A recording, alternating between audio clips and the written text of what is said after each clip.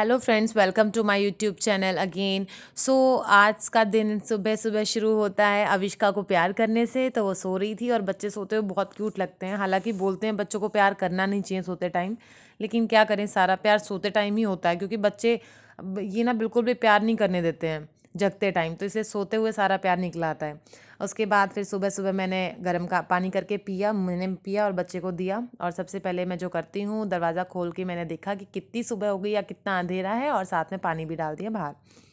और मॉर्निंग जो है वो अच्छी होती है अगर आप अपनी पॉजिटिव वाइब्स, पॉजिटिविटी के साथ उठते हैं और सिर्फ पॉजिटिव चीज़ें ही सोचते हैं। तो अब मैंने रेनिशा को उठा दिया था और उसका मन नहीं है उठने का, लेकिन उठाना तो है ही ऑब्वियसली। और गर्म पानी दिया। गर्म पानी पीने के बहुत सारे फ़ायदे हैं। आप भी अपने बच्चों को सुबह सुबह उठते ही गर्म पानी की आदत डालिए। और 2 ग्लास पानी, गर्म पानी मैंने पिया बैठ के सिप सिप करके। और झाड़ू पोछा मैंने पूरा कर लिया था। और ज़्यादा टाइम भी नहीं हुआ है, अभी 7:45 हुए होंगे शायद, हाँ 7:45 के करीब हुए थे और मैंने सब कुछ कर लिया था। इसका ब्रेकफास्ट वगैरह बना दिया था, टिफ़िन पैक कर दिया था, इसने नहा धो के कपड़े पहन लिए, रेडी हो गई और झाड़ू पोछा हो गया। तो सच में ऐसा लगता है कि सारा काम ख़त्म हो गया। तो अविष्का अभी सो ही रही थी, तो अब बस मैं दिनिष्का को स्कूल छोड़ के आऊँगी। मतलब बस आती है इसकी, बस स्टॉप तक छोड़ के आऊँगी और उसके बाद फिर आके अपनी योगा वोगा करके और फिर अपनी करूँगी पढ़ाई स्टार्ट। और टाइम निकालना पड़ता है, होता नहीं है, टाइम निकालना पड़ता है। इसलिए आप सुबह फटाफट से काम फिनिश करिए और उसके बाद अपनी पढ़ाई के लिए सेट हो जाइए, क्योंकि मॉर्निंग में पढ़ाई बहुत अच्छे से होती है। अब 8:05 हुए थे तो मैंने सोचा कि एटलीस्ट आधा घंटा तो एटलीस्ट मैं योगा करूं। तो मैं योगा मैट बिछाया मैंने और मैं योगा करने लग गई, क्योंकि मुझे लग रहा था कि अविष्का सो रही है तो मैं थोड़ा सा टाइम अपनी बॉडी को भी दे लूँ। तो योगा कर लेती हूँ और उसके बाद अपनी फटाफट से पढ़ाई करना स्टार्ट कर दूँगी। लेकिन जो सोचते हैं वैसा होता नहीं है। मैंने योगा करना स्टार्ट किया और योगा करने के मज़े ले ही रही थी, पॉजिटिविटी माइंड में ला ही रही थी कि मुझे वहाँ से आवाज़ आती है कि अविष्का उठ गई। और अविष्का उठ के फिर मेरे पास आके और फिर मेरी गोदी में सो गई। और लेकिन योगा करने दिया उसने मुझे, हालांकि, क्योंकि थोड़ी देर बाद मैंने उसको यहाँ पे ही ब्लैंकेट लाके बेड पे सुला दिया था। तो फिर मैंने अपना योगा कंप्लीट किया और साथ में मैंने 5 मिनट के लिए मैं सर्वासन करती हूँ वो किया। बहुत ज़्यादा ज़रूरी है आप शीर्षासन कीजिए, ताकि जो ब्लड सर्कुलेशन है वो आपके ब्रेन में, आपके फेस की मसल्स में, फेस में, पूरे उसमें हो, ताकि आपकी जो स्किन है वो अंदर से ग्लो करे। और बहुत ज़रूरी है, हेयर ग्रोथ के लिए भी बहुत ज़रूरी है। जो हेयर फॉलिकल्स हैं उसमें जो है अच्छे से ब्लड सर्कुलेशन होता है तो हेयर फॉल नहीं होता है और हेयर की ग्रोथ भी होने लग जाती है। और बाकी जो फेस की जो पिगमेंटेशन है, ब्लैमिशेस हैं या ग्लो नहीं है, वो सारी जो प्रॉब्लम्स हैं वो तो निकल ही जाती हैं शीर्षासन करने से। तो मैं रोज़ 5 मिनट करती हूँ, 2.5 मिनट का स्लॉट करती हूँ मैं। एकदम से लगातार 5 मिनट करने से मुझे बहुत ज़्यादा फेस में बहुत ज़्यादा प्रेशर फील होने लग जाता है। तो मैं, और कभी कभार ऐसा भी हुआ है, मतलब काफ़ी बार ऐसा भी होता है कि मैं लगातार 5 मिनट भी कर लेती हूँ। और उसके बाद जब उठती हूँ, आंखें लाल हुई मिलती हैं, फेस बिल्कुल रेड हो जाता है, तो मुझे सच में बहुत अच्छा लगता है। मुझे लगता है कि मैंने अपनी फेस के लिए कुछ किया है। और साथ में फेस एक्सरसाइज भी की थी मैंने। उसकी वीडियो मैं शूट नहीं कर पाई, लेकिन योगा करते करते मैंने फेस एक्सरसाइज भी करी थी, ताकि जो हमारी स्किन है वो टाइट रहे और सैग ना हो।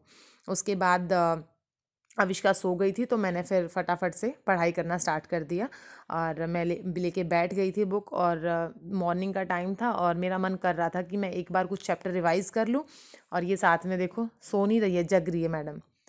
तो मैंने जो चैप्टर पढ़ा हुआ था उसी को मैं तो मैं रिवाइज आज करने आपको ना बैठ गई, important alcohol, points phenols and explain कर ईथर्स, देती क्योंकि हूँ, ये जग रही थी तो अल्कोहल, बीच बीच में फिनॉल्स एंड थोड़ा सा ईथर्स वो के, क्योंकि करती है। मैंने ये चैप्टर तो बहुत मैं अच्छे से पढ़ लिया है, चैप्टर काफ़ी स्टार्ट करने डिटेल की में। बजाय जो तो पुराना है छोटी उसको छोटी रिवाइज कर चीज़ें भी लेती हूँ, मैं मेरे लिए थोड़ा ईजी एकदम हो से जाता पूरा है। चैप्टर तो एक वीडियो में नहीं बता पाऊंगी, लेकिन हाँ, मैं अल्कोहल, फिनॉल, ईथर से स्टार्ट कर रही हूँ। वैसे तो मैंने हेलो एल्केन्स वगैरह भी कर लिया है, लेकिन क्योंकि मैं रिवाइज कर रही थी तो मैंने सोचा कि एक बार ये एक्सप्लेन कर भी देती हूँ। और फ्रेंड्स, मैं हर वीडियो में थोड़ा थोड़ा चैप्टर एक्सप्लेन करूँगी, ठीक है। तो सबसे पहले अल्कोहल, फिनॉल्स और ईथर्स की बात होती है तो हमें एक चीज़ देखनी है कि जब भी आप अल्कोहल्स को प्रिपेयर करते हो तो मेनली आप क्या कर रहे हो, यू आर, जैसे कि अगर आप एल्केन लिखते हो, ठीक है, सिंपलेस्ट एल्केन मैंने लिखा मीथेन, तो उसमें जब आप एक हाइड्रोजन को आप एल OH ग्रुप से रिप्लेस करोगे, जब भी आप एक हाइड्रोजन को OH ग्रुप से रिप्लेस करते हो, then you will get the corresponding alcohol. Clear? ये ठीक है। तो एक हाइड्रोजन को जब हमने एल्केन के रिप्लेस किया OH से, हमारे पास कॉरेस्पॉन्डिंग एल्कोहल आ गया। क्लियर है? ठीक है। उसके बाद सिमिलरली हमारे पास अगर हम ईथेन लेते हैं और ईथेन में जब आप एक हाइड्रोजन को रिप्लेस करते हो OH ग्रुप के साथ, तो आपके पास क्या आ जाता है? Corresponding alcohol. तो बेसिकली एल्कोहल्स हमें मिलते हैं एल्केन से by replacing one hydrogen with OH group. ठीक है। नेक्स्ट हमारे पास आ जाते हैं फिनॉल। फिनॉल में हमें क्या करना है? जब बेंजीन का आप एक हाइड्रोजन रिप्लेस करते हो OH ग्रुप से, तो आपको फिनॉल्स मिल जाते हैं। और ईथर में क्या करना है आपको? ईथर में अगेन आपको एल्कॉक्सी ग्रुप से रिप्लेस करना है। एक हाइड्रोजन को जब आप एल्कॉक्सी ग्रुप से रिप्लेस करते हैं तो आपके पास आ जाते हैं ईथर्स। ठीक है। उसके बाद ये तो सिंपल सी चीज़ थी। उसके बाद जो चीज़ें पढ़नी है आपको, फिर ये तो monohydric alcohol, dihydric, trihydric and so on. Mono मतलब जहाँ पे एक OH ग्रुप प्रेजेंट है मोनो, 2 OH ग्रुप प्रेजेंट है डाईहाइड्रिक, एंड जहाँ पे 3 OH ग्रुप प्रेजेंट है ट्राईहाइड्रिक। ठीक है। और आगे जो भी कैटेगरीज होती हैं 4 या 5 या 6 OH ग्रुप को हम बोलते हैं पॉलीहाइड्रिक। आप इसी तरीके से आप फिनॉल में एक OH ग्रुप को रिप्लेस किया, ये मोनोहाइड्रिक, डाईहाइड्रिक, ये ट्राईहाइड्रिक। क्लियर? उसके बाद आपको पता होना चाहिए कि प्राइमरी, सेकेंडरी, टर्शरी कौन से होते हैं। तो जिस कार्बन के साथ OH ग्रुप डायरेक्टली अटैच है और वो एक और कार्बन के साथ अटैच है, तो आप उसको बोलते हो प्राइमरी। ठीक है। मैं फिर से बता रही हूँ, जिस कार्बन पे OH ग्रुप डायरेक्टली अटैच है, आपको ये देखना है कि वो कार्बन कितने और एल्काइल ग्रुप्स के साथ या कितने और कार्बन के साथ अटैच है। तो यहाँ पर ये एक और कार्बन के साथ अटैच है। ठीक है। उसको हम बोलते हैं प्राइमरी। यहाँ पे ये जो कार्बन है जिसके ऊपर OH ग्रुप डायरेक्टली अटैच है, वो 2 कार्बन के साथ फर्दर अटैच है, तो ये सेकेंडरी। और यहाँ पे ये 3 के साथ फर्दर अटैच है, तो ये हो गया टर्शरी। ठीक है। नेक्स्ट आ जाता है आपके एलाइलिक एल्कोहल्स। तो एलाइलिक एल्कोहल्स क्या होते हैं फ्रेंड्स? जहाँ पर जो डबल बॉन्डेड कार्बन है उससे जो नेक्स्ट कार्बन है, इमीडिएटली नेक्स्ट कार्बन पे OH ग्रुप प्रेजेंट होता है, तो आप उसको बोलते हो एलाइलिक एल्कोहल्स। मैं दोबारा बता रही हूँ, जहाँ पर डबल बॉन्डेड कार्बन है उससे नेक्स्ट कार्बन पे OH ग्रुप प्रेजेंट होता है ना, तो आप उसको बोलते हो एलाइलिक एल्कोहल। क्लियर है? और यहाँ पर इनको एलाइलिक एल्कोहल को ही हमने डिवाइड कर रखा है प्राइमरी, सेकेंडरी एंड टर्शरी में। कैसे पता चलेगा? तो वो ऐसे पता चलेगा, मैंने आपको बताया था कि जिस कार्बन के ऊपर OH ग्रुप प्रेजेंट होता है वो फर्दर एक कार्बन के साथ अटैच है, तो वो प्राइमरी हो गया। यहाँ पर ये 2 के साथ अटैच है, ये कार्बन देखो 1 ये अनदर ये, तो ये सेकेंडरी। और यहाँ पर ये कार्बन जिसके ऊपर OH ग्रुप डायरेक्टली है वो 3 के साथ अटैच है, तो ये हो गया टर्शरी। ठीक है। ये बहुत छोटी छोटी चीज़ें हैं और आपको पता होनी चाहिए, क्योंकि जब आप बाहर कहीं स्कूल में भी इंटरव्यू देने जाते हो ना, तो ये चीज़ें सारी आपसे पूछी जाती हैं और बेसिक चीज़ों में ही हम अटक जाते हैं। ठीक है। नेक्स्ट हो जाता है बेंजाइलिक एल्कोहल। बेंजाइलिक एल्कोहल कौन से होते हैं? जहाँ पर बेंजीन के साथ एक एल्काइल ग्रुप अटैच है और उसका हाइड्रोजन हमने OH से रिप्लेस कर दिया। मैं फिर से बता रही हूँ, देखो बेंजाइल ग्रुप कौन, तो बेंजाइलिक ग्रुप क्या होता है? इसको हम बेंजाइल ग्रुप बोलते हैं। ठीक है। सो बेंजीन, उसके ऊपर CH2 है। ठीक है। अब उस पर OH है, तो वो हो गया आपका बेंजाइलिक एल्कोहल। और अगेन इसको भी आपने प्राइमरी, सेकेंडरी और टर्शरी में डिवाइड कर दिया, तो क्या हो गया कि ये जो कार्बन है फर्दर कितने कार्बन से अटैच है? 1 प्राइमरी। ये कार्बन जिसके साथ OH प्रेजेंट है वो 2 के साथ अटैच है, सेकेंडरी। और यही कार्बन 3 के साथ अटैच है, तो क्या हो गया? Tertiary. So primary, secondary, tertiary categories. Benzylic कौन से हुए? जहां पर बेंजीन के ऊपर CH ग्रुप है और उसके ऊपर OH है, तो उसको आप बोलते हो बेंजाइलिक एल्कोहल्स। ठीक है फ्रेंड्स। अब आ जाते हैं विनाइलिक एल्कोहल। विनाइलिक कौन से होते हैं? जब OH group directly double bonded carbon के साथ अटैच है। जब डायरेक्टली डबल बॉन्ड के साथ अटैच है कार्बन के साथ, तो vinylic alcohol. whenever OH group is directly attached to the doubly bonded carbon atom, तो वो विनाइलिक हो गए। और अगर OH ग्रुप डायरेक्टली बेंजीन के साथ अटैच है, तो उसको आप बोल देते हो फिनॉल। उसको हम क्या बोल देंगे? फिनॉल।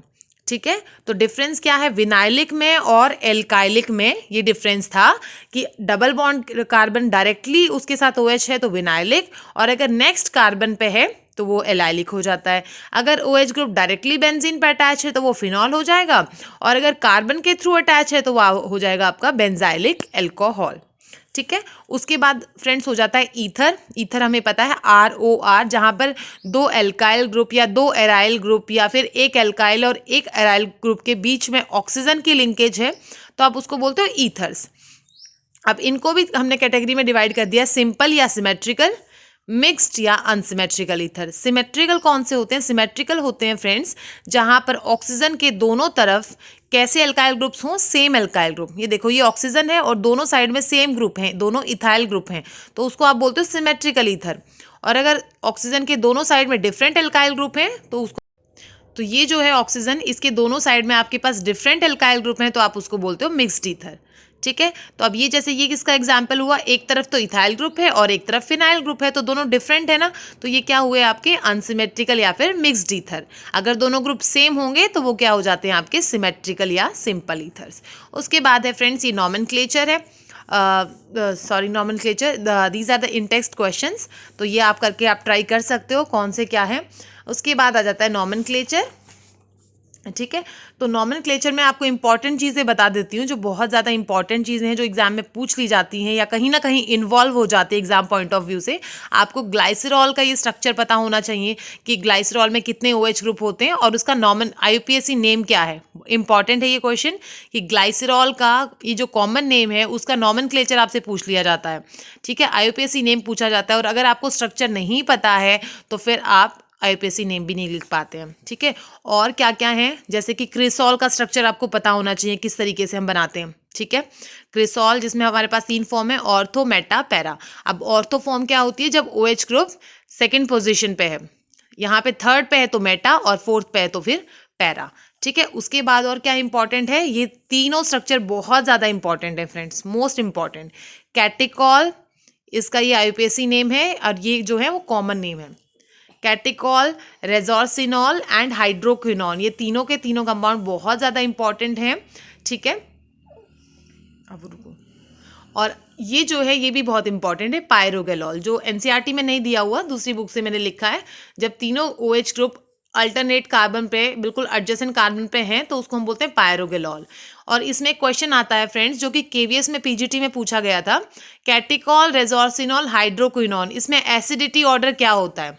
कैटिकॉल, रेजोर्सिनॉल, हाइड्रोक्विनॉन, तो एसिडिटी ऑर्डर जो है वो मैंने यहाँ पे लिख लिया है RHC में। बहुत सारी चीज़ें हैं जो आप अब देखो, अगर मैं इसमें इंडक्टिव इफेक्ट, रेजोनेंस इफेक्ट को लेके चलती हूँ ना, तो जैसे अगर आप नॉर्मली मैं एक्सप्लेन करती हूँ इट्स ओके, बट अगर आप competitive exam point of view से चलते हैं तो कुछ चीज़ें थोड़ा सा याद करके भी चले, ताकि वहाँ पे, क्योंकि अगर आप कोई भी एग्जाम दे रहे हो, सपोज आप DSSB का एग्जाम दे रहे हो या कोई भी, तो उसमें टाइम लिमिट होती है फ्रेंड्स। तो अगर आप वहाँ पे बैठ के ये सोचने लग जाएंगे ना कि इसमें इंडक्टिव है, इसमें रेजोनेंस इफेक्ट है, कौन सा एसिडिटी ज़्यादा है, तो थोड़ा बहुत उन चीज़ों को अगर आप पढ़ते हैं तो वहाँ पे आपको टाइम नहीं लगता है ये देखने का कि किस में कौन सा ग्रुप लग रहा है, किस में इंडक्टिव इफेक्ट है, किस में रेजोनेंस इफेक्ट है, कौन सी एसिडिटी है। तो आप उस चीज़ को थोड़ा सा याद कर ले तो बहुत बेटर होगा।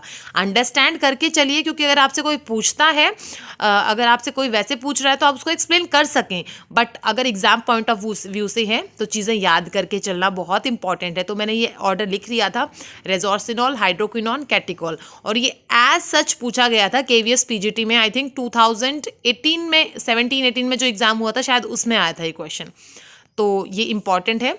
उसके बाद आ जाता है, एक ये पूछ लिया जाता है एनिसोल का स्ट्रक्चर क्या होता है, तो बेंजीन के ऊपर मिथॉक्सी ग्रुप होता है। एक फेनिटॉल पूछ लिया जाता है तो बेंजीन पे इथॉक्सी ग्रुप होता है। ये सारी चीज़ें बहुत इंपॉर्टेंट हैं, वही मैं बता रही हूँ आपको। ठीक है, तो यहाँ तक हमने देख लिया।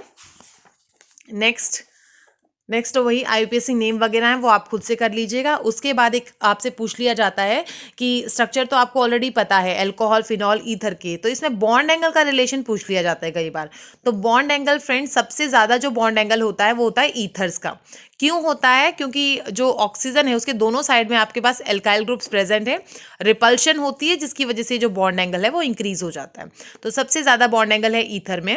नेक्स्ट फिनोल में, वाई, बिकॉज अल्कोहल में आपके यहाँ पे एल्काइल ग्रुप है तो यहाँ पर रिपल्शन ज़्यादा होती है जिसकी वजह से इसमें बॉन्ड एंगल थोड़ा इंक्रीज हो जाता है।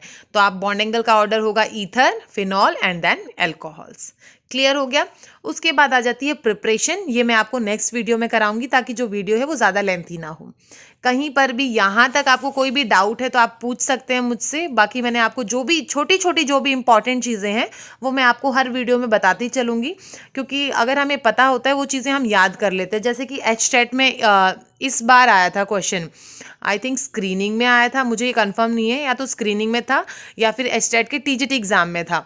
तो फिनॉल के ऊपर OCH2CH3 ग्रुप लगा हुआ था और पूछा हुआ था कि इसका मतलब कॉमन नेम क्या है, या तो वो इस तरीके से आया था या फिर ये पूछा गया था कि फेनिटॉल का स्ट्रक्चर क्या होता है। तो ये अब की बार क्वेश्चन पूछा गया था, बहुत इंपॉर्टेंट है। ठीक है, तो ये सारी इंपॉर्टेंट छोटी छोटी चीज़ें थी। नेक्स्ट हम आगे करेंगे पूरा कि किस तरीके से प्रिपरेशन करनी है, उसमें क्या इंपॉर्टेंट चीज़ें हैं।